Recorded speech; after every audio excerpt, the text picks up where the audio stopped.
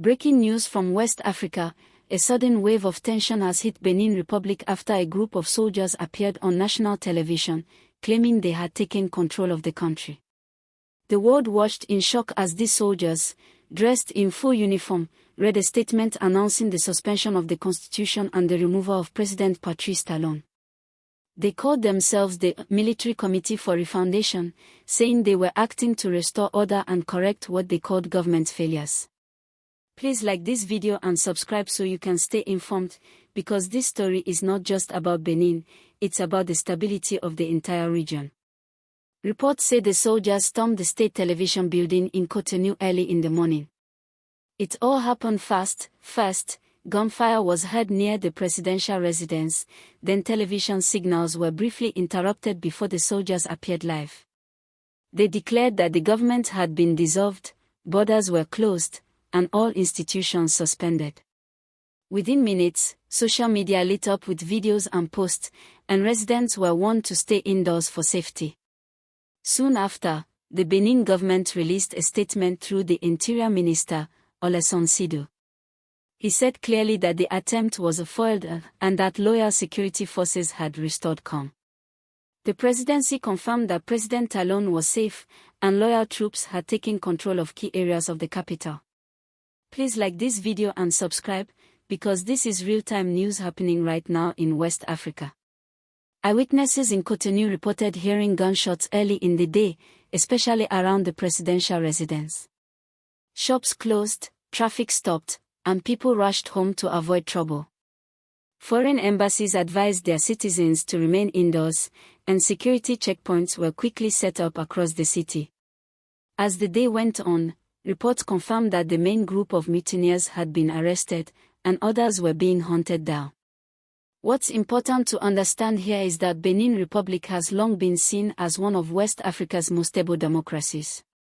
Since returning to democracy in the 1990s, it has enjoyed peaceful elections and regular power transitions. So, this attempted coup shocked many people both inside and outside the country. Please like this video and subscribe, because this is not just news, this is history unfolding before our eyes. Now let's look at why this happened. Although the government hasn't released full details, insiders believe the tension had been building quietly for months. Some soldiers were reportedly unhappy with working conditions and political changes in the military command. Others linked it to growing economic frustration and rising political pressure as President Talon's final term nears its end in 2026. Observers say this failed coup might have been a desperate move by a small faction within the army who felt sidelined. But what's interesting is how quickly the main armed forces, loyal to the president, responded. Within hours, they surrounded the rebel soldiers, regained control of the TV station, and restored order. Please like this video and subscribe, because we always bring you these updates in calm, clear, and verified English, no noise, just facts. This event has raised concerns across the region. Benin shares borders with Niger, Nigeria, Togo, and Burkina Faso, countries already affected by political instability. With coups happening in Mali, Burkina Faso, and Niger over the past few years, there are fears that this wave might be spreading. But so far, Benin's government has been firm, declaring that the country remains under civilian control and that democracy will stand. The African Union and ECOWAS have both reacted strongly, condemning any attempt to take power by force. ECOWAS said it stands with the government of Benin and will not tolerate unconstitutional changes of government. The African Union called for peace, dialogue, and the protection of civilian lives. These statements are very important because they show that Africa's leaders want to stop the spread of coups that have destabilized several nations. Please like this video and subscribe, because we will continue to track how ECOWAS and the AU respond in the coming days. Meanwhile, in Cotonou, life is slowly returning to normal, but there is still tension in the air. Banks and markets have reopened, though security remains tight around government buildings. The government has reassured citizens that the situation is under control and that investigations are ongoing to identify everyone involved in the coup attempt.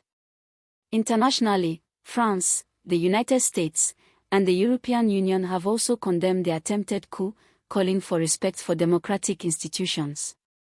Benin has been seen by many Western nations as a stable partner in trade and security, so this event has attracted serious attention. Analysts believe foreign governments will now review their security cooperation with Benin to ensure stability continues. Please like this video and subscribe, because it's important to understand how this connects to Nigeria and the rest of West Africa. Benin Republic stability is crucial to Nigeria's border security and regional trade. Any major unrest could affect movement of goods and people along the Seme and Idoroko borders. Nigerian traders and transporters rely on those routes daily, so peace in Benin means stability for our own economy as well. That's why Nigeria is closely watching developments. Let's talk about the regional trend. In just the past few years, Mali, Burkina Faso, Guinea, and Niger have all faced coups. Analysts call it the coup belt of West Africa, a line of instability stretching across the Sahel. Benin's attempted coup now adds to that growing concern. But unlike those other cases, Benin's institutions seem stronger and its government reacted faster, which may help stop the pattern from spreading further. Please like this video and subscribe, because understanding this helps all of us see the bigger picture. Now, for the people of Benin, the biggest worry is whether this event could return again. Many remember the calm democracy they've built over decades and fear a repeat of chaos that has affected neighboring states. For young people, especially, the message is clear: they want progress, not power struggles.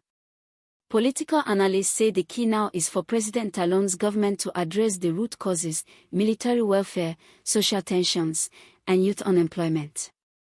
If those are handled properly, this failed coup could become a turning point, reminding leaders to strengthen democracy and stay close to the people. Please like this video and subscribe, because these lessons are not just for Benin, they apply to all of Africa. As of now, calm is gradually returning to Cotonou. The coup plotters are either in custody or being hunted down. The government has promised that justice will be served and that the country will continue its democratic path. What the world has seen, however, is a reminder that even the most peaceful nations can face sudden shocks if internal discontent is not properly managed. This is a story about power, loyalty, and the test of democracy in modern Africa. It shows that stability is never something to take for granted, it's something that must be protected daily. Please like this video and subscribe to HotGist Report, your trusted channel for verified, real-time updates and calm, simple analysis of the biggest stories across Africa. Turn on notifications so you don't miss our follow-up on how ECOWAS and the African Union respond, and what happens next for the people of Benin Republic. This is not just another headline, it's a lesson for every African nation that democracy must be guarded with wisdom, unity, and truth. And as always, we'll keep watching, breaking it down, and bringing it to you clearly and calmly. Please like this video, share it with your friends, and subscribe so you never miss real stories told with understanding.